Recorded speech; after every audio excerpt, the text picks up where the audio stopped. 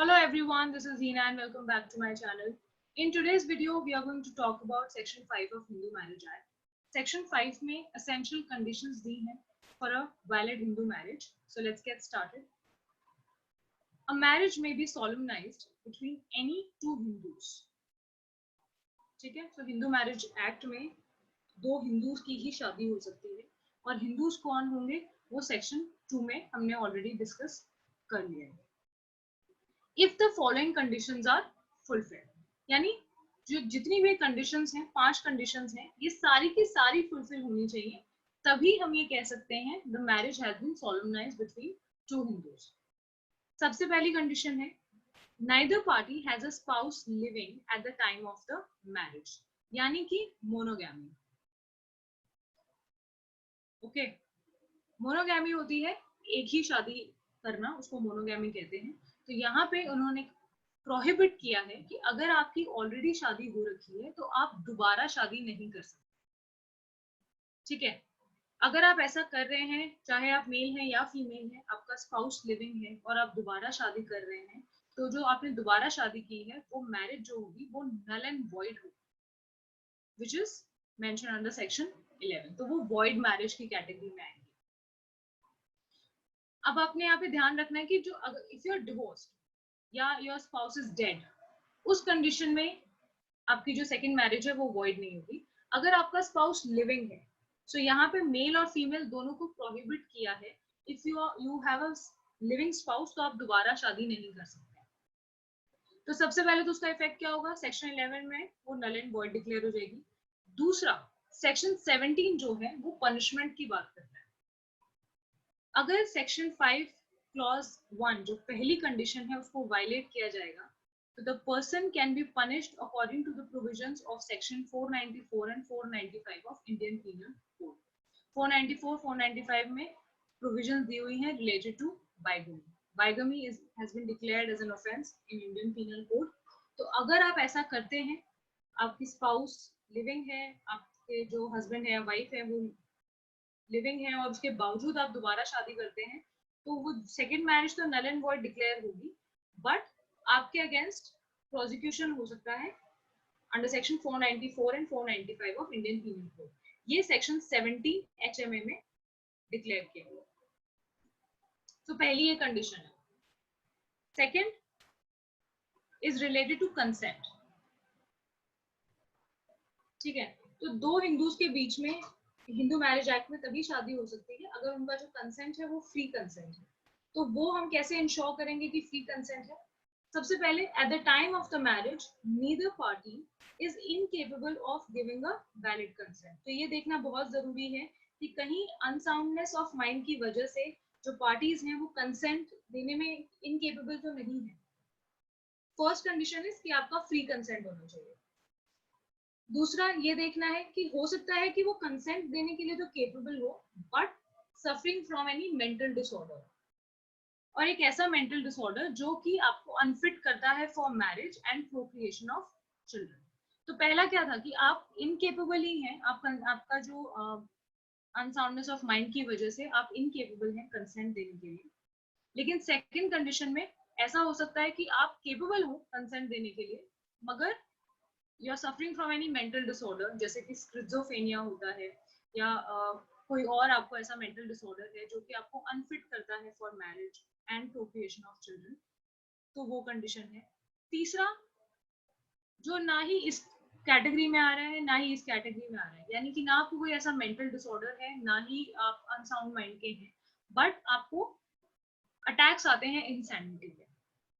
ठीक है, तो हो सकता है you are again capable of giving consent, but आपको अटैक्स आते हैं इंसैनिटी के, और इनमें से किसी भी कंडीशन को छुपाया गया है या उस वजह से जो कंसेंट है वो फ्री कंसेंट नहीं है और मैरिज हो जाती है.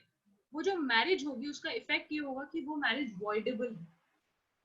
ठीक है, वो वॉइडेबल मैरिज की कैटेगरी में आ जाती है according to section 12(1)(b). Void marriage और वॉइडेबल मैरिजेस को हम अलग से एक लेक्चर में डिस्कस करेंगे, जिसमें हम वॉइड और वॉइडेबल मैरिजेस की जो प्रोविजंस हैं सेक्शन 11 और 12 में उसको डिस्कस करेंगे. सो ये सेकंड कंडीशन है. तो फर्स्ट कंडीशन क्या थी कि मोनोगैमी होनी चाहिए, आपके स्पाउस लिविंग नहीं होना चाहिए। दूसरा, आपका फ्री कंसेंट होना चाहिए, दोनों पार्टीज का फ्री कंसेंट होना चाहिए to perform that marriage. Third is related to age. Okay, अगर आप मेल हैं तो कम से कम 21 ईयर्स के होने चाहिए, अगर आप फीमेल हैं तो कम से कम 18 ईयर्स। ठीक है, सो हिंदू मैरिज एक्ट में दो लोगों के बीच में अगर शादी होनी है तो मेल 21 ईयर्स की होनी चाहिए मिनिमम और फीमेल 18 ईयर्स की। It is an essential condition mention under section 5। मगर ऐसा अगर नहीं हो पाता है, कोई ऐसी मैरिज होती है जिसमें जो मेल है वो 21 ईयर्स से कम है उसकी एज, और जो फीमेल है उसकी एज 18 ईयर्स से कम है, तो वो जो मैरिज होगी वो वॉइड या वॉइडेबल की कैटेगरी में नहीं आती है। इसके पीछे सोशल रीजंस हैं, क्योंकि अभी भी ऐसे सेक्ट्स हैं, ऐसे कम्युनिटीज हैं जहाँ पे ऐसी मैरिजेस हो जाती हैं जिनको हम चाइल्ड मैरिज भी बोलते हैं, मगर फिर उन पार्टीज का इंटरेस्ट भी इन्वॉल्व हो जाता है। अगर ऐसा होता है, मैरिज हो जाए, तो अगर उस मैरिज को वॉइड डिक्लेयर कर दिया तो जो पार्टीज हैं उनकी उनकी आइडेंटिटी क्या होगी, उनकी सोसाइटी में क्या जगह होगी, तो वो सारी चीजें पिक्चर में आ जाती है। इसीलिए जो मैरिज है उसको वॉइड या वॉइडेबल तो नहीं डिक्लेयर किया गया, मगर उसका इफेक्ट क्या होगा कि सेक्शन 18 में पनिशमेंट दी है। वो पनिशमेंट क्या है, अगर सेक्शन 5 की जो थर्ड कंडीशन है वो वायलेट होती है तो रिग्रेस इम्प्रिजनमेंट मिल सकती है 2 साल तक की, और फाइन देना पड़ सकता है 1 लाख रुपए तक का, या दोनों भी। तो पनिशमेंट दी हुई है सेक्शन 18 में, अगर सेक्शन 5 में दी हुई जो थर्ड कंडीशन है एज से रिलेटेड वो वायलेट होगी तो this is going to be the result. आपको रिग्रेस इम्प्रिजनमेंट हो सकती है 2 साल तक की, और फाइन देना पड़ सकता है 1 लाख रुपए तक का, या दोनों भी हो सकता है। This is mentioned under section 18. Now, fourth condition is related to prohibited relationships. ठीक है, the parties are not within the degrees of prohibited relationships. दो हिंदूज के बीच में शादी हो सकती है अगर वो प्रोहिबिटेड रिलेशनशिप में नहीं आते हैं तो। प्रोहिबिटेड रिलेशनशिप्स कौन सी होती है, ये मेंशन है अंडर सेक्शन 3G। इसको थोड़ा डिटेल में समझते हैं हम। प्रोहिबिटेड रिलेशनशिप 4 कैटेगरीज में डिवाइडेड है। सबसे पहले, आप एक दूसरे के लीनियर असेंडेंट नहीं होने चाहिए। मान लीजिए ए और बी के बीच में शादी हुई है, तो ए और बी एक दूसरे के लीनियर असेंडेंट्स नहीं हो सकते। जैसे मान लीजिए पर्सन है, इनके बच्चे हुए, फिर ग्रैंड चिल्ड्रन हुए, और उसके बाद ग्रेट ग्रैंड चिल्ड्रन हुए। ठीक है, ये जो ग्रेट ग्रैंड चिल्ड्रन है, इनके जो ये ऊपर फादर, ग्रैंडफादर, ग्रेट ग्रैंडफादर है, ये लीनियर असेंडेंट्स हो गए। और जो ये पर्सन है, इनके ये children, grand children, great grand children, ये लीनियर डिसेंडेंट्स हो गए। इनके बीच में आपस में शादी नहीं हो सकती है, ये प्रोहिबिटेड रिलेशनशिप में आता है। फिर उसको और इन्होंने एलैबोरेट किया कि लीनियर असेंडेंट्स के जो वाइफ्स और हस्बैंड्स होंगे उनके भी बीच में शादियां नहीं हो सकती। ठीक है, थर्ड इज मोर स्पेसिफिक। मान लीजिए ए है, ए की शादी नहीं हो सकती है with the wife of the following, इनमें से किसी के भी, यानी ए का जो ब्रदर होगा उसकी जो वाइफ होगी भाभी, उससे शादी नहीं हो सकती है। ठीक है, ए फादर्स ब्रदर्स वाइफ से शादी नहीं हो सकती है। तो ये सारी की सारी क्या है, प्रोहिबिटेड रिलेशनशिप हो सकती है। तो ए की शादी इनमें से किसी की भी वाइफ से नहीं हो सकती, वो प्रोहिबिटेड रिलेशनशिप में आ जाएगा। और जो फोर्थ कैटेगरी है प्रोहिबिटेड रिलेशनशिप की, वो क्लोज रिलेशनशिप्स की बात करती है। ब्रदर्स एंड सिस्टर्स, उनके बीच में नहीं हो सकती। नीस एंड अंकल, नेफ्यू आंट, इनके बीच में शादी नहीं हो सकती है। चिल्ड्रन ऑफ सिस्टर्स, दो सिस्टर्स हैं, उनके जो बच्चे हैं उनके बीच में शादी नहीं हो सकती है। चिल्ड्रन ऑफ ब्रदर्स, जो दो भाई हैं उनके बीच में शादी नहीं हो सकती, यानी कजन्स के बीच में भी मैरिज परफॉर्म नहीं हो सकती है, वो प्रोहिबिटेड रिलेशनशिप में आते हैं। लेकिन एक इंटरेस्टिंग पॉइंट है यहाँ पे, भले ही आप प्रोहिबिटेड रिलेशनशिप में आते हैं, अगर आपका कस्टम या यूजेज ऐसी मैरिज को परमिट करता है तो फिर मैरिज परफॉर्म हो सकती है। ठीक है, तो जनरल रूल क्या है, जनरल रूल कहता है कि प्रोहिबिटेड रिलेशनशिप्स में मैरिज परफॉर्म नहीं हो सकती। लेकिन एक्सेप्शन क्या है कि अगर आपका कस्टम और यूजेज इस तरीके की मैरिज को परमिट करता है तो फिर मैरिज परफॉर्म की जा सकती है, ठीक है। और कस्टम और यूजेज वैलिड होने चाहिए ऑफ कोर्स, और वैलिड कस्टम और यूजेज सेक्शन 3A में मेंशन है। एक वैलिड कस्टम और वैलिड यूजेज वही होगी जो यूनिफॉर्मली कंसिस्टेंसी बहुत वक्त से चली आ रही है, जिसको फॉलो किया जा रहा है, वही वैलिड कस्टम होगा। अब मान लीजिए ऐसा होता है, प्रोहिबिटेड रिलेशनशिप्स के बीच में शादी हो जाती है और वो इस एक्सेप्शन में भी फॉल नहीं करते, तो उस मैरिज का क्या इफेक्ट होगा? वो मैरिज होगी नल एंड वॉइड। सेक्शन 11 उसको नल एंड वॉइड डिक्लेयर करता है। Marriage between two Hindus which comes in prohibited relationship, वो मैरिज नल एंड वॉइड होती है अंडर सेक्शन 11। सिर्फ इतना ही नहीं, सेक्शन 18B में पनिशमेंट की भी बात की गई है। तो अगर दो लोग जो प्रोहिबिटेड रिलेशनशिप में आते हैं और कस्टम और उनका जो यूजेज है वो अलाउ नहीं करता उस तरीके की मैरिज, और फिर भी उनके बीच में शादी हो जाती है, तो एक तो वो मैरिज नल एंड वॉइड है, दूसरा पनिशमेंट भी मिल सकती है 1 महीने तक की सिंपल इम्प्रिजनमेंट मिल सकती है, और 1000 रुपए तक का फाइन, या दोनों भी मिल सकते हैं। तो ये दो इफेक्ट है। सबसे पहले जो मैरिज होगी वो वॉइड होगी, नल एंड वॉइड होगी। दूसरा, आपको पनिशमेंट मिल सकती है 1 महीने तक की सिंपल इम्प्रिजनमेंट, 1000 रुपए तक का फाइन, या दोनों। So this is fourth condition. Fifth condition is related to sapindas. The parties are not sapindas of each other. ठीक है, सपिंडास कहाँ से आया है? हिंदू रिलीजन में पिंडदान का कॉन्सेप्ट है, जिसमें जो हमारे एंसेस्टर्स होते हैं उनके लिए पिंडदान किया जाता है। तो वहां पे एक पूरा चार्ट फॉर्म होगा जो अभी हम नेक्स्ट स्लाइड में समझेंगे। सपिंडा जो रिलेशनशिप्स होती हैं उनमें भी मैरिज परफॉर्म नहीं हो सकती है। ओके, सपिंडा रिलेशनशिप सेक्शन 3F में डिफाइंड है। इसको हम लोग बेटर समझते हैं इस चार्ट से। स्क्वायर में जो है वो मेल होंगे और ट्रायंगल में फीमेल होगी। मान लीजिए एक मेल और फीमेल के बीच में शादी होती है, उनके 2 बच्चे होते हैं, एक सन एक डॉटर। जो डॉटर है उसकी फिर शादी होती है, फिर उसका सन होता है, सन की फिर शादी होती है, फिर सन होता है, सन की फिर शादी होती है, and eventually this person. Section 3F कहता है कि फादर साइड से, ये जो मान लीजिए ये ए है, ये जो ए है इसके फादर साइड से 5 जनरेशन तक, और मदर साइड से 3 जनरेशन।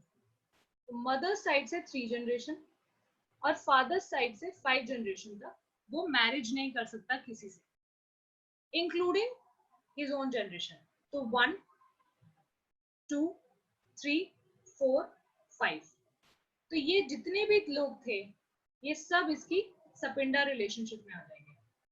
तो यहाँ पे मैरिज परफॉर्म नहीं हो सकती है, ये सपिंडा रिलेशनशिप में आ जाएंगे। और मदर साइड से जो मदर है उनके फादर, फादर के फादर, तो मदर साइड से 3 जनरेशन, 1 2 3, यहां से यहां तक मैरिज परफॉर्म नहीं हो सकती है। अब ये इस चार्ट में तो हमें थोड़े लोग लग रहे हैं, लेकिन ऑफ कोर्स उनके 2 बच्चे भी हो सकते हैं, 3 बच्चे भी हो सकते हैं, तो ये सपिंडा रिलेशनशिप होती है, इनमें भी मैरिज परफॉर्म नहीं हो सकती है। सेक्शन 5 की जो 5th कंडीशन है वो इस तरीके की मैरिज को प्रोहिबिट करता है। तो यहाँ पे याद आपने रखना है कि जिस भी पर्सन की मैरिज की बात हो रही है, फादर साइड में 5th जनरेशन तक और मदर साइड में 3 जनरेशन तक वो मैरिज परफॉर्म नहीं की जा सकती। That marriage will be prohibited under section 5 5th condition. वो प्रोहिबिटेड रिलेशनशिप भी हो सकती है, सपिंडा रिलेशनशिप भी हो सकती है। यानी कि कुछ ऐसे रिलेशंस होते हैं जो प्रोहिबिटेड रिलेशनशिप्स में भी आते हैं और सपिंडा रिलेशनशिप्स में भी होते हैं। तो कंफ्यूज नहीं होना है, it is very much possible कि वो रिलेशनशिप ओवरलैप करें, लेकिन कुछ ऐसे सपिंडा रिलेशनशिप्स होती हैं जो प्रोहिबिटेड रिलेशनशिप्स की कैटेगरी में नहीं आती, इसीलिए अलग से ये कंडीशन रखी गई है। अब इसका इफेक्ट क्या होगा? अगर 2 हिंदूज ऐसे हैं जो एक दूसरे की सपिंडा रिलेशनशिप्स में आएंगे, तो वो जो मैरिज होगी वो नल एंड वॉइड डिक्लेयर कर दी जाएगी under section 11। Okay, but again यहाँ पे भी एक इंटरेस्टिंग पॉइंट है। दो ऐसे लोग जो एक दूसरे के सपिंडास हैं, उनके बीच में भी मैरिज हो सकती है अगर उनका जो कस्टम या यूजेज है वो परमिट करे तो। सेम जो हमने प्रोहिबिटेड रिलेशनशिप में पढ़ा था। तो जनरल रूल क्या है कि जो लोग एक दूसरे के सपिंडास हैं, they can not be married to each other. लेकिन एक्सेप्शन क्या है कि अगर कस्टम और यूजेज जो है वो अलाउ करेगा तो दो सपिंडास के बीच में भी मैरिज हो सकती है। अब ये जो पॉइंट है कस्टम और यूजेज का, ये ऑब्जेक्टिव जो पेपर होते हैं हमारे, उसमें कई बार पूछा जाता है इस तरीके से कि क्या कभी भी दो सपिंडास के बीच में मैरिज नहीं हो सकती है। तो आपका आंसर है कि अगर कस्टम और यूजेज परमिट करता है तो दो सपिंडास के बीच में मैरिज हो सकती है, और दो ऐसे लोगों के बीच में भी मैरिज हो सकती है जो एक दूसरे की प्रोहिबिटेड रिलेशनशिप में आए। सेम हियर, अगर ऐसा होता है कि दो सपिंडास के बीच में मैरिज हो जाती है तो मैरिज जो है वो तो नल एंड वॉइड डिक्लेयर होगी ही, साथ में पनिशमेंट भी मिल सकती है 1 महीने तक की, 1000 तक का फाइन, या दोनों भी दिया जा सकता है। ठीक है, नेक्स्ट, सपिंडास और प्रोहिबिटेड रिलेशनशिप से रिलेटेड एक और पॉइंट। प्रोहिबिटेड रिलेशनशिप और सपिंडा रिलेशनशिप दोनों के पर्पस के लिए, अगर आप हाफ ब्लड से रिलेटेड हैं, हाफ ब्लड यानी कि आपके फादर्स सेम हैं but different mothers, uterine blood यानी आपके फादर डिफरेंट है, मदर सेम है, और फुल ब्लड यानी कि दोनों फादर मदर दोनों सेम है, आप उनमें भी अगर आते हैं तो भी प्रोहिबिटेड और सपिंडा रिलेशनशिप आप पे लगेगी। इलेजिटिमेट है या लेजिटिमेट है, तभी भी आप प्रोहिबिटेड रिलेशनशिप और सपिंडा रिलेशनशिप में आ सकते हैं। ब्लड एंड अडॉप्शन भी इंक्लूडेड। ठीक है, तो ये एक इम्पोर्टेंट पॉइंट है याद रखने का कि अगर आप अडॉप्शन से भी एक दूसरे की प्रोहिबिटेड या सपिंडा रिलेशनशिप का पार्ट बन रहे हैं तो भी आप में मैरिज परफॉर्म नहीं हो सकती है। This have been made clear under this explanation. Okay, now let's understand क्या था सेक्शन 5 में 5 कंडीशंस हमने पढ़ी है। ठीक है, इजी भी है याद रखना, सेक्शन भी 5 है, कंडीशंस भी 5 है। तो सबसे पहली कंडीशन थी जो कि मोनोगैमी की बात करती है, अगर आपकी स्पाउस लिविंग है तो आप दोबारा शादी नहीं कर सकते हैं, अगर आपने किया तो रिजल्ट क्या होगा, वो सेकंड जो मैरिज होगी वो वॉइड होगी। और दूसरा सेक्शन 17 में ये दिया गया है कि पनिशमेंट मिल सकती है आपको according to IPC section 494 and 495। Second condition is related to consent. Free consent होना चाहिए। अगर due to unsoundness of mind और because of any mental disorder और फ्रीक्वेंट अटैक्स ऑफ इंसैनिटी आप कंसेंट देने के लिए केपेबल नहीं है तो जो मैरिज होगी वो क्या हो सकती है, वॉइडेबल होगी। ये उसका इफेक्ट है। Third is related to age. Female के केस में 18 इयर्स मिनिमम एज है, मेल के केस में मिनिमम 21 एज है। लेकिन अगर ऐसी मैरिज परफॉर्म होती है जहां पे फीमेल की मिनिमम एज 18 नहीं है या मेल की जो एज है वो 21 मिनिमम नहीं है, तो वो जो मैरिज है ना वो वॉइड होगी ना वॉइडेबल होगी। लेकिन सेक्शन 18 में उसकी पनिशमेंट की बात जरूर की गई है। ठीक है, 2 साल तक की रिग्रेस इम्प्रिजनमेंट, 1 लाख रुपए तक का फाइन या दोनों भी देना पड़ सकता है अगर थर्ड जो कंडीशन है सेक्शन 5 की वो वायलेट होती है। And last is prohibited relationships and सपिंडा relationship. अगर दो ऐसे लोगों के हिंदूज के बीच में शादी होती है जो एक दूसरे के प्रोहिबिटेड रिलेशनशिप में आते हैं या एक दूसरे के सपिंडाज हैं, तो वो जो मैरिज होगी वो वॉइड होगी, नल एंड वॉइड होगी। लेकिन एक्सेप्शन है। एक्सेप्शन क्या है, कस्टम्स एंड यूजेज। तो अगर आपका कस्टम और यूजेज ऐसी शादी को परमिट करता है जहां पे प्रोहिबिटेड रिलेशनशिप्स या सपिंडा रिलेशनशिप्स में मैरिज परफॉर्म हो सकती है तो फिर वो मैरिज वॉइड नहीं होगी। और यहाँ पे भी मैरिज तो वॉइड डिक्लेयर हो ही जाएगी, पनिशमेंट भी मिल सकती है 1 महीने तक की सिंपल इम्प्रिजनमेंट और 1000 रुपए तक का fine. So these are all the essential conditions for a Hindu marriage mentioned under section 5. Very important from your examination point of view. Thank you so much for watching this video, and if you like this video then please subscribe to my channel.